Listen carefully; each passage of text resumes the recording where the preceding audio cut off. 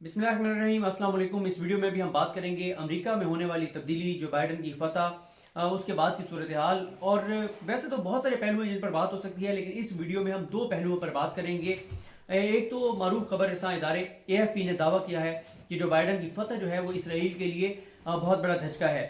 تو اس پہ بات کریں گے اس نقوی صاحب سے کہ یہ دعویٰ کس حد تک درست ہے اور اس کی وجوہات کیا ہیں اگر یہ دھچکا ہے تو، اور ساتھ ہی بات کریں گے کہ سعودی عرب اور امریکہ ٹرمپ کے ہوتے ہوئے جتنے کلوز تھے، تو یہ بھی ہم نے دیکھا کہ عیسیٰ نقوی صاحب نے بتایا کہ کب بڑی دیر انتظار کرتے رہے سعودی عرب کے جو حکمران ہیں، اور بہت لیٹ انہوں نے مبارکباد دی۔ تو یہ سعودی عرب اور امریکہ کے تعلقات میں کیا فرق آئے گا؟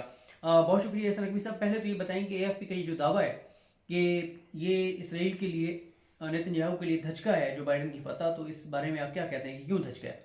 دیکھیں، بہت زیادہ بینک کر رہا تھا اسرائیل اور نیتن یاہو کہ وہ ڈونلڈ ٹرمپ جو ہیں وہ دوبارہ الیکشن جیتیں گے، دوبارہ صدر ہوں گے امریکہ کے اگلے 4 سال کے لیے، اور ایک کنٹینیویشن آف پالیسیز ہوگا۔ لیکن اس کو یہ مکمل طور پر کہہ دینا، اور جو وجوہات انہوں نے بیان کی ہیں AFP نے خاص طور پر، میں اس سے ایگری نہیں کرتا، اور میں آپ کو بتاؤں گا کہ میں کیوں ایگری نہیں کرتا۔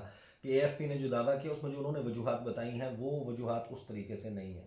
ان کو ظاہر ہے کہ انہوں نے جو مڈل ایسٹ پیس پلان ہے اور اس کے حوالے سے بات کی۔ اب ڈونلڈ ٹرمپ نے کیا کیا تھا؟ مڈل ایسٹ پیس پلان، وہ تھوڑا سا اصل میں بہت سارے میری طرح کے ہوتے ہیں نا سننے والے، جن کے انٹرنیشنل افیئرس پہ اتنی کمانڈ نہیں ہوتی، تو آپ کہہ رہے ہیں کہ وہ جو ایک پروسیس شروع ہوا تھا کہ اسرائیل کو تسلیم کریں یہ جو عرب ممالک، ایگزیکٹلی اس کے اوپر آنے سے پہلے میں آپ کو بتاؤں، دیکھیں ڈونلڈ ٹرمپ نے کیا سروس کی ہے، کیا انہوں نے خدمات سر انجام دی ہیں اسرائیل کے لیے اور نیتن یاہو کے لیے۔ میں آپ کو بتاتا ہوں، نیتن یاہو کے لیے انہوں نے یہ کیا کہ 2015 کا 14 جولائی 2015 کو باراک اوباما کی جو ایڈمنسٹریشن تھی اس نے ایران کے ساتھ ایک نیوکلیئر ڈیل سائن کی تھی، جس کو joint comprehensive plan of action کہتے ہیں، JCPOA۔ یہ P5+1 کی ڈیل ہے۔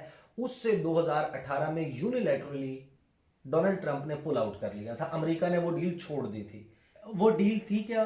وہ ڈیل یہ تھی کہ ایران کے اوپر جس طرح پہلے سے سینکشنز تھیں، اس سینکشنز کے بجائے they went into negotiations, Iran کو کچھ جو ہے وہ یورینیم کی افزودگی جو ہے وہ کچھ شرائط کے اوپر ایک ریسٹرکٹڈ اس میں اس کی اجازت دی گئی تھی، ایران کے اوپر سے پابندیاں جو ہیں اس کے اوپر سے ہٹائی گئی تھیں، اس شرط پر کہ ایران جو ہے وہ نیوکلیئر پاور نہیں بنے گا، ایٹم بم نہیں بنائے گا۔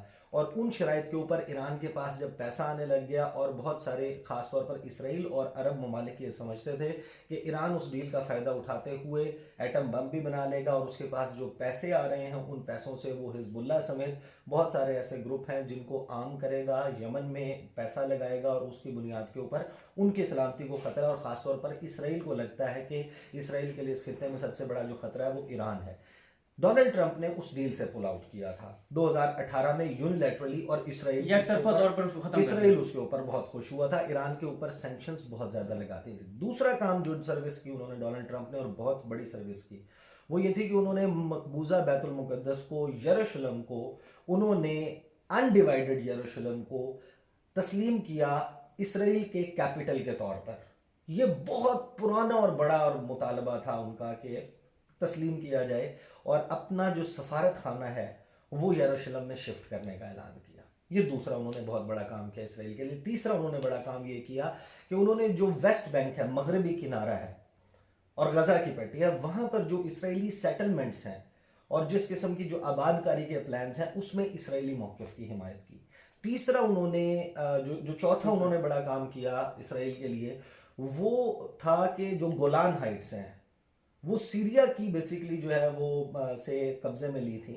جو گولان ہائٹس ہیں وہاں پر اسرائیلی موقف کو 100% انہوں نے سپورٹ کیا اور تسلیم کیا۔ یہ بہت بڑی خدمات تھیں ڈونلڈ ٹرمپ کی۔ اس کے بعد جو ہے اس کے بعد انہوں نے کیا کیا، اس کے بعد انہوں نے یہ کیا کہ جیرڈ کشنر جو ان کے داماد ہیں اور ان کی جو ایڈمنسٹریشن میں ان کے نیشنل سیکورٹی ایڈوائزرز رہے، مور ریسنٹلی اگر بات کر لیں تو رابرٹ اوبرائن، وہ اور ان کا جو ایک سیٹ تھا ان کے انٹرلوکیوٹرز کا، وہ جا کر عرب کنٹریز کے سربراہان سے، بادشاہوں سے، شہزادوں سے پس پردہ ملاقاتیں کرتے رہے، اور اس کے نتیجے میں ابھی تک 3 ممالک، UAE، بحرین اور سوڈان، یہ 3 ممالک اسرائیل کے ساتھ تعلقات قائم کرنے کے لیے راضی ہو گئے ہیں، اور ایک کام اور کیا اس دوران انہوں نے کہ انہوں نے فلسطین کی جو ہیومینیٹیرین ایڈ تھی، امداد تھی، وہ بند کروا دی. فلسطین کی اس امداد بند ہونے سے فلسطینیوں کے اوپر پریشر یہ پیدا ہوا اور فلسطینیوں کو کہہ دیا کہ اگر آپ بیٹھ کر معاملات طے کر لیتے ہیں، ایک پلان پہ اگری کر لیتے ہیں اسرائیل کے ساتھ، تو ہم آپ کو $50 ارب کا پیکیج دیں گے. یہ رشوت انہوں نے آفر کی. تو یہ بڑا سوٹ کر رہی تھی یہ ساری انوائرمنٹ نیتن یاہو کو. حالانکہ نیتن یاہو جو ہے وہ خود، جب آپ یہ بات کرتے ہیں، نیتن یاہو کی جو ڈیل ہے وہ بینی گانٹس کے ساتھ، میرا خیال ہے، میں اگر نام ان کا غلط نہیں لے رہا تو بینی گانٹس ہیں جو کہ ڈیفنس منسٹر ہیں اور ڈپٹی پرائم منسٹر بھی ہیں اسرائیل کے. ان کے ساتھ جو ان کی پاور شیئرنگ ڈیل ہے، تو اگلے سال نیتن یاہو پرائم منسٹر نہیں ہوں گے، وہ بن جائیں گے. ٹھیک ہے. وہ جس وقت بنیں گے تو اسرائیل کے پرائم منسٹر تو وہ ہوں گے. اب مڈل ایسٹ پیس پلان کو کیا دھچکا لگ سکتا ہے، یہ ایک سوال ضرور موجود ہے. لیکن آن دا فلپ سائڈ جب آپ یہ آرگومنٹ دیتے ہیں کہ یہ دھچکا ہے، اور وہ دھچکا نظر بھی اس طریقے سے آیا کہ لگ بھگ 1.5 سے 2 دن کی خاموشی تھی نیتن یاہو کی. انہوں نے کانگریچولیشنز کا میسج نہیں کیا. پوری دنیا سے تہنیتی پیغامات آ رہے تھے. جو بائیڈن کو مبارکبادیں دی جا رہی تھیں صدر بننے کے اوپر، کملا ہارس کو دی جا رہی تھی. نیتن یاہو خاموش تھے. اب نیتن یاہو نے کیا کیا؟ نیتن یاہو نے 2 میسیجز کیے. انہوں نے ان دونوں کو کانگریچولیشنز کا میسج کیا، اور پھر فوراً ہی انہوں نے ڈونلڈ ٹرمپ کو ٹیگ کر کے ٹویٹ کیا اور ان کا بہت شکریہ ادا کیا، اور کہا کہ جتنے پالیسی گفٹس ڈونلڈ ٹرمپ نے دیے اتنے آج تک کسی نے نہیں دیے. لیکن اب فلپ سائڈ کے اوپر بات کر لیں، اس پہ تو کوئی بات نہیں کر رہا. جو بائیڈن جو ہے، جس وقت 2012 کی پریزیڈنشل ڈیبیٹ ہو رہی تھی تو ریپبلکنز نے ان کے اوپر، یہ براک اوباما کے ساتھ وائس پریزیڈنٹ کے کینڈیڈیٹ تھے، ریپیٹ ہو رہی تھی، اور ان کے اوپر بہت زیادہ تنقید ہو رہی تھی کہ اسرائیل کے حوالے سے جو ہے وہ ڈیموکریٹس کی جو پالیسی ہے اس کو کرٹیسائز کیا جا رہا تھا فلسطین کے ساتھ نرم ہونے کے اوپر براک اوباما کی ایڈمنسٹریشن کو. اس وقت جو بائیڈن نے لوگوں کو کہا تھا کہ آپ یہ یاد رکھیں کہ نیتن یاہو اور میں 39 سال سے دوست ہیں. اب 2012 سے 8 سال اور ایڈ کر لیں، 47 سال سے وہ دوست ہیں نیتن یاہو کے. وہ خود کہتے ہیں 1995 میں انہوں نے بل موو کیا تھا ایز اے سینیٹر کہ 1999 میں یروشلم میں ایمبیسی جو ہے وہ امریکہ کی موو ہوگی، جو اب ڈونلڈ ٹرمپ نے آگے کی ہے. یہ ضرور ہے اسرائیل کو مسئلہ اور دھچکا کس بات سے ہے؟